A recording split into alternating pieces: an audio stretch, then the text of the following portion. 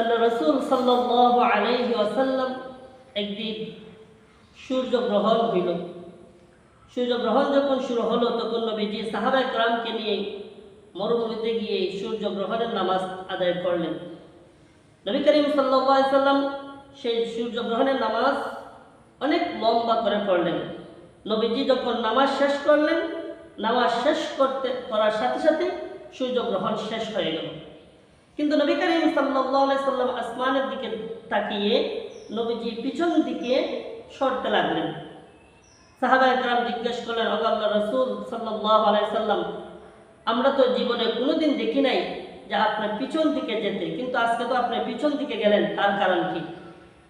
নবী করিম সাল্লাল্লাহু আলাইহি ওয়াসাল্লাম বললেন, হে সাহাবীরা, আমি নামাজ শেষ করার পরে যখন আসমানের দিকে তাকাইলাম, আমি আসমানের দিকে তাকাই দেখি আল্লাহ সুবহানাহু ওয়া